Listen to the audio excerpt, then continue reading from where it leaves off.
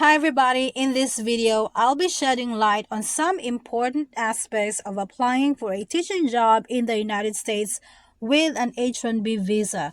These are topics that are not usually brought up, but I believe they're crucial, especially if you're from the Philippines.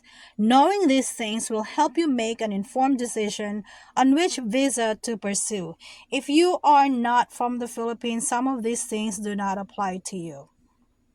But before that, don't forget to hit the subscribe button on my channel and give my Facebook page a follow if you haven't already. And I've got this awesome book entitled A Foreign Teacher's Guide to U.S. Teaching Application that I've written this year. If you grab a copy, it comes with a year of coaching from me. Check out the description below for more details if you're interested.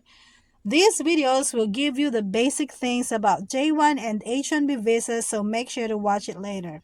Alright, so if you're thinking about applying for a teaching job in the United States on an H1b visa, there are 7 things to keep in mind, especially if you are coming from the Philippines. Number 1, green card. H1b visa is preferred by many because it is a pathway to American citizenship, while J1 visa is not. But we all know this already. Number 2, United States teacher certification. To teach in most states on an H1b visa, you need a teaching license before you can apply for a visa.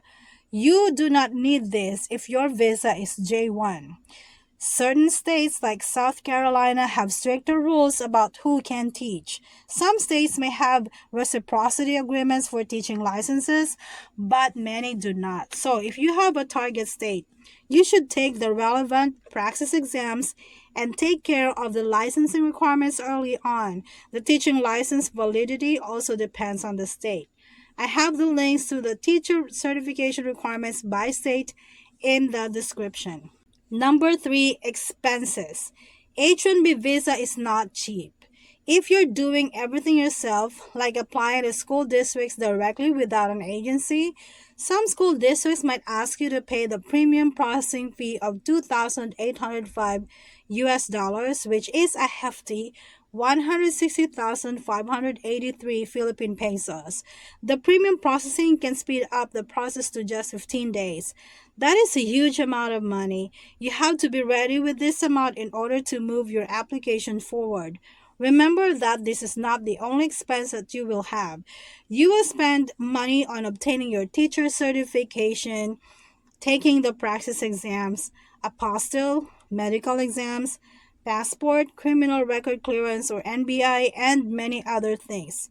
Also, because of the Philippines rule for OFWs or overseas Filipino workers, you will need to hire a placement or recruitment agency in the Philippines if your school district has already hired 5 teachers directly. So, for example, if you're the 6th teacher to be hired directly, you'll need to go through an agency. This is an extra cost, and the cost varies depending on the agency. Number 4, time. So let's say you started working on your application around November of 2024 and you've got all the requirements to teach in a certain school district or state. If you go for a J1 visa, you can bet you'll be teaching in the US by August or September of the next year, meaning 2025. With a J1 visa, you can expect to leave for the US within 6 to 7 months, including the visa waiting time and your flight, because you can't enter the US too early. But if you go for an H1b visa, there's no guarantee. That's because the H1b visa process has more steps. And if you're from the Philippines, you've got even more requirements to take care of before you can leave the country. Even if you already have the visa, you still need to get the OEC or Overseas Employment Certificate, which is your clearance to leave the country. I'll make a video soon about how to get an OEC, so watch out for that. So it is common to see teachers on H1b visa arriving in the US in the middle of the school year, and some would even arrive in the US around April the next year, which is April 2026, based on our example. Alright, so the entire process may take up to 1.5 years. So choose wisely when you quit your job, otherwise you might end up without work for a whole year because you quit, assuming you'd be out within the year. Whether it's shorter or longer than 1.5 years depends on how efficient the school district is taking care of the paperwork. Number 5, medical clearance. In addition to the medical exam you need for your visa, the Philippines requires every overseas Filipino worker like yourself, since your visa is H1b, to have a medical clearance.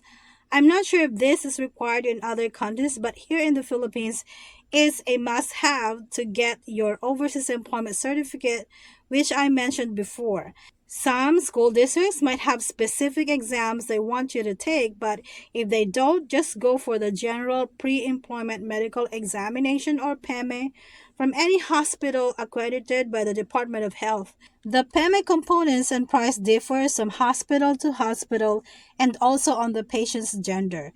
Female PEME is different from the males. I personally have undergone the generic PEME for female, and it cost me 2,200 pesos for the entire package, which includes the following: physical exam, psycho and neuro exams, ECG, pregnancy test, blood chemistry, SCD test, drug, urinalysis, fecalysis, eye exam, and audiometry. So, ladies, be ready to have your breasts and anus checked.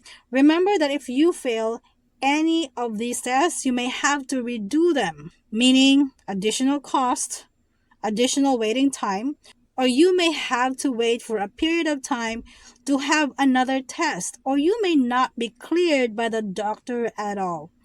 This means you cannot obtain an OEC.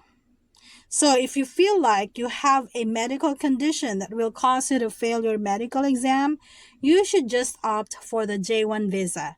Just so you know, if you enter the US on a J1 visa, you will still have some tests, TB and drug, in the school district as a requirement before you finally start teaching officially. By the way, if you want to know which school districts are sponsoring H1b visas, watch this video. If you want to pursue J1 visa, then watch this video instead. Number 6, apostille. If your visa is H1B, you will need to have your documents authenticated. It is called an apostille. This is what replaces the red ribbon thing. J1 visa will not require this. What needs to be apostille depends on the school district, but for OEC, you need the apostille for the certification, authentication, and verification of your transcript of records and diploma for all your relevant degrees, starting from your bachelor's degree. This whole process is at least 2 weeks. 1 week to get the CAV from your state university or CHED if you graduated from a private institution. Another week for the actual apostille application at any Department of Foreign Affairs office that has an authentication section. You can simply Google this one to check if there's one in your area. You don't have to go to Manila for this one. If your dependents are joining you to the US, then you also need to apostille your birth certificate, their birth certificates, and marriage certificate.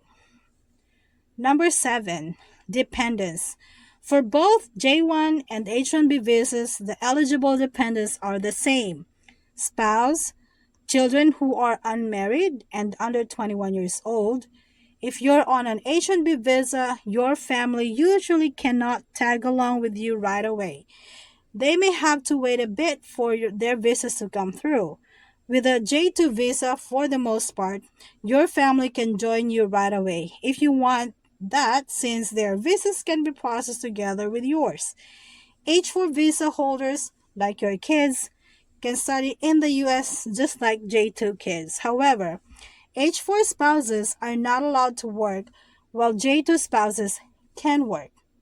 That's something you must consider, because this means that you will be a one income household while you are on H1B visa. But as soon as you become eligible to apply for a green card, you can also apply for an EAD or employment authorization document for your spouse. Please note that in order to apply for a green card, you will still need a sponsor. So, if you are short on funds, I would suggest to go for a J1 visa first. You will then have 5 years to save for your retirement, investments, or whatever. And make sure to save enough money for your H1B application the next time you go back to the US after fulfilling the 2-year home residency requirement. If you want to know how to get a teaching job in the US on a visa without a placement fee, follow my Facebook page and subscribe to my YouTube channel. I also have a book and coaching. The details are in the description if you are interested. Thanks for watching this video, and I'll see you in my next one. Bye.